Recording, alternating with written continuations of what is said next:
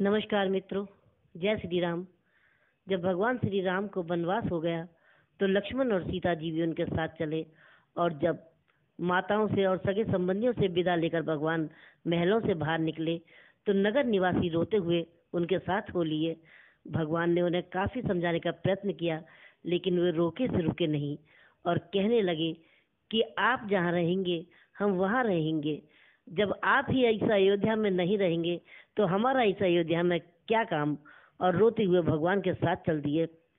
भगवान ने बहुत समझाया लेकिन वो नहीं माने और प्रेमवश भगवान के साथ ही चल दिए। अब आगे सुनिए।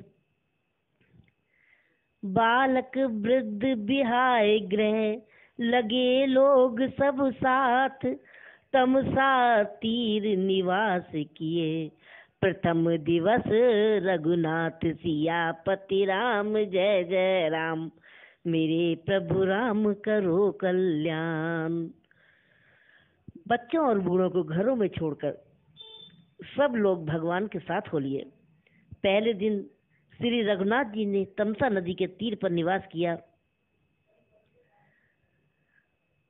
रघुपति प्रजा प्रेम वस देखी, सदैव हृदय दुख भयउ विशेषी।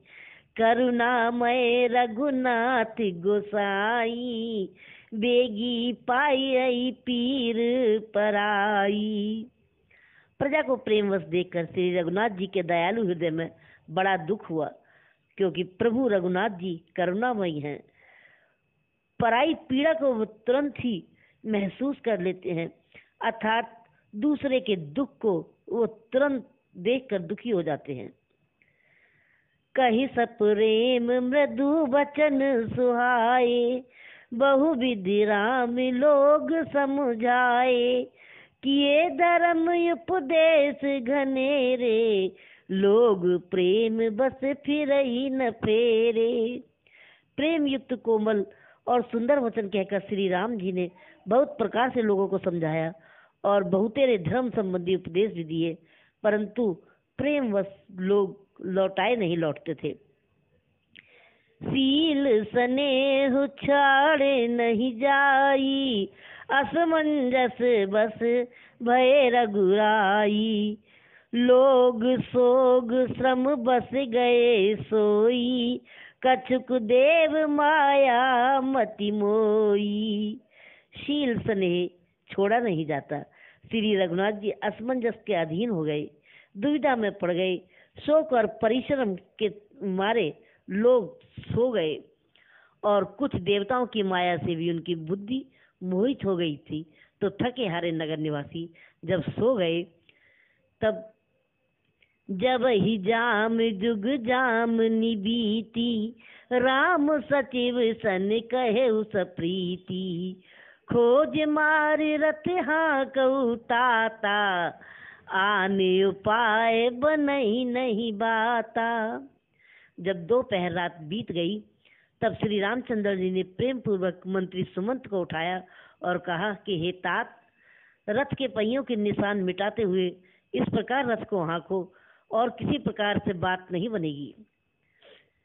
राम लखन सिय जान चढ़े, शंभु चरण सिर नाय। सचिव चलायउ तुरंत रथु, इति उति खोज दुराय। सियापति राम जय जय राम मेरे प्रभु राम करो कल्याण।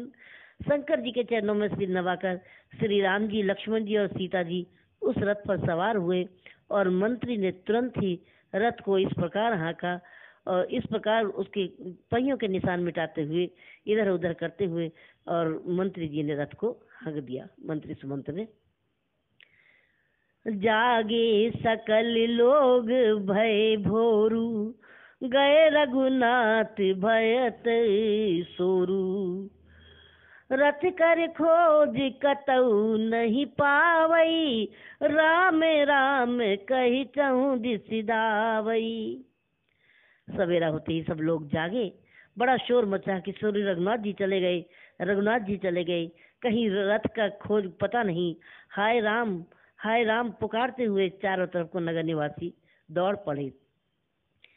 अरे मनहु बारी निध बूढ़ जहाजऊ, भयऊ बिकल बड़ बनिक समाजऊ। एक ही एक देहि उपदेशऊ, तजे राम हम जान कलेसऊ। मानो समुद्र में जहाज डूब गया हो, जिसमें व्यापारियों का समुदाय बहुत ही व्याकुल हो उठा हो। वे एक दूसरे को उपदेश देते हैं कि श्री रामचंद्र जी ने हम लोगों को क्लेश होगा ये जानकर छोड़ दिया। निंदहिया पुसराहि मीना, दिग जीवन रघुबीर बिहीना। जो पे प्रिय वियोग विदु कीना, तो कस मरन न मांगे दीना।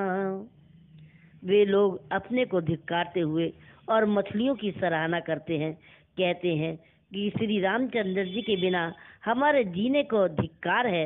विधाता ने यदि प्यारे का वियोग ही रचा है तो फिर उसने मांगने पर मृत्यु क्यों नहीं दी।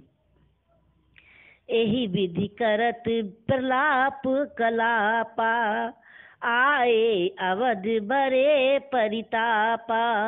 विषम वियोग न जाए बखाना, अवधिया से सवेरा कई प्राणा। इस प्रकार बहुत प्रकार से प्रलाप करते हुए वे संताप से भरे हुए अयोध्या जी में आए। उन लोगों के विषम वियोग की दशा का वर्णन नहीं किया जा सकता।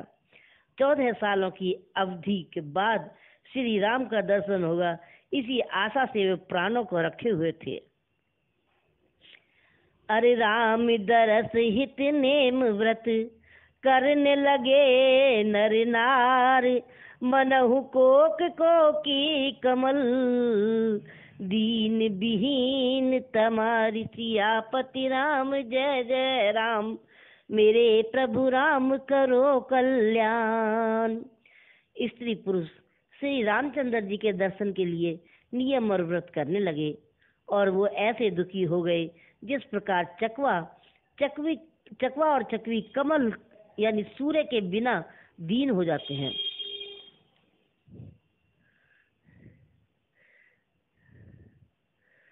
सीता सचिव सहित दो भाई, श्रृंगवेरपुर पहुँचे जाई। उतरे राम देव सर देखी, कीन दंडवत हरस विशेषी। सीता जी और मंत्री सहित दोनों भाई श्रृंगवेरपुर जा पहुँचे। वहाँ गंगा जी को देखकर श्री राम जी रथ से उतर पड़े और बड़े हर्ष के साथ उन्होंने दंडवत प्रणाम किया माँ गंगा को। लखन सचिव सिय किए प्रणामा, सबहि सहित सुख पायऊ रामा। गंग सकल मृदु मंगल मूला, सब सुख करनि हरनि सब सूला। लक्ष्मण जी, सुमंत और सीता जी ने भी प्रणाम किया। सबके साथ श्री रामचंद्र जी ने सुख पाया और गंगा जी समस्त आनंद मंगलों की मूल हैं। वे सब सुखों के करने वाली हैं, सब सुखों को देने वाली हैं और सब पीड़ाओं को हरने वाली हैं। कहे कहे कोटि कथा प्रसंगा, राम बिलो की गंग तरंगा। सती वही अनुजहि प्रिय सुनाई, विबुध नदी महिमा अधिकाई। अनेक कथा प्रसंग कहते हुए श्री राम जी गंगा जी की तरंगों को देख रहे हैं। उन्होंने मंत्री को, छोटे भाई लक्ष्मण को और प्रिया सीता जी को देव नदी गंगा जी की बड़ी महिमा सुनाई। मंजन कीन पंथ श्रम गयऊ, सुचि जल पियत मुदित मन भयऊ। सुमृत जाय मिटई श्रम भारू, तेहि श्रम यह लौकिक व्यवहारू। इसके बाद सबने स्नान किया, जिससे मार्ग का सारा थकावट दूर हो गया और पवित्र जल पीते ही मन प्रसन्न हो गया, जिसके स्मरण मात्र से बार बार जन्म लेने और मरने का दुख मिट जाता है।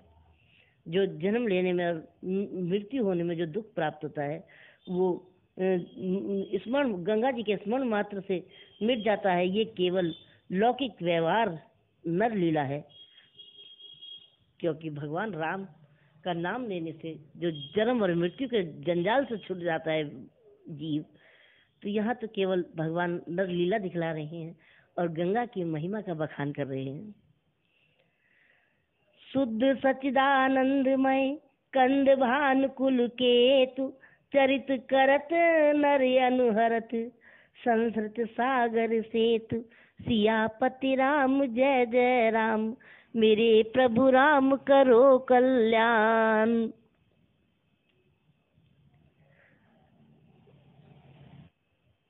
शुद्ध प्राकृतिक जन, त्रिगुणों से रहित मायातीत दिव्य मंगल विग्रह, सच्चिदानंद कंद स्वरूप सूर्य कुल के ध्वजा रूप भगवान श्री रामचंद्र जी मनुष्यों के सुदृश ऐसे चरित्र करते हैं जो संसार रूपी समुद्र के पार उतरने के लिए पुल के समान है। यह सुधि गुह निषाद जब पाई, मुदित लिए प्रभु बंधु बुलाई।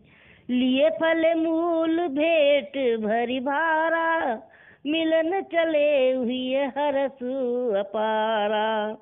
जब निषाद राज गुहू ने ये सब खबर पाई, तब आनंदित होकर उसने अपने प्रियजन और भाई बंधुओं को बुला लिया और भेंट देने के लिए फल फूल कंदमूल फल उन्होंने भर भर कर बुग्गियां भर ली, बागियों में भरकर मिलने के लिए चल पड़े।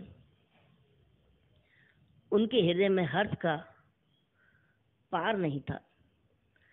कर दंडवत भेंट धरी आगे, प्रभु ही बिलोकति अति अनुरागे।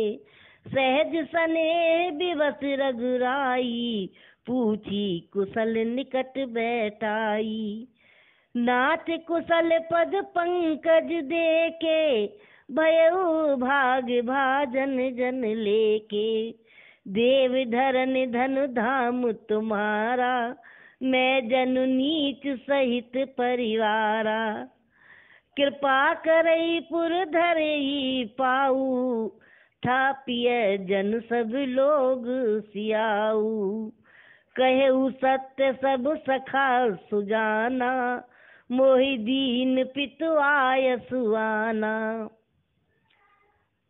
गुरुराज दंडवत कर प्रणाम करके भेंट सामने रखकर वो अत्यंत प्रेम भाव से प्रभु की तरफ देखने लगे और रघुनाथ जी ने स्वाभाविक ही स्नेहवश होकर उसे अपने पास बैठाकर उसकी कुशलता पूछी।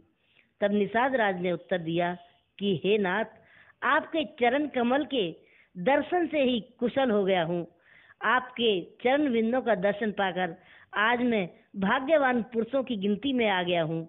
हे देव, ये पृथ्वी, धन और घर सब आपका है। मैं तो परिवार सहित आपका नीच छोटा सा सेवक हूँ। अब आप कृपा करके श्रृंगवेरपुर में पधारिए और इस दास की प्रतिष्ठा को बढ़ाइए, जिससे सब लोग मेरे भाग्य की बढ़ाई करें। श्री रामचंद्र जी ने कहा कि हे मित्र, हे सखा, तुमने जो कुछ कहा सब सत्य है, परंतु पिताजी ने मुझको कुछ और ही आज्ञा दी है कि बरस 4 दिस बास बन, मुनि व्रत बेस आहार। ग्राम बास नहीं उचित सुन, गुई भयउ दुख भार। सियापति राम जय जय राम, मेरे प्रभु राम करो कल्याण। पिताजी की आज्ञा के अनुसार मुझे 14 वर्षों तक मुनियों का भेष धारण करके मुनियों का शाही आहार करते हुए वन में रहना है। गांव के भीतर मैं निवास नहीं कर सकता, ये उचित नहीं है। ये सुनकर गुह को बड़ा दुख हुआ।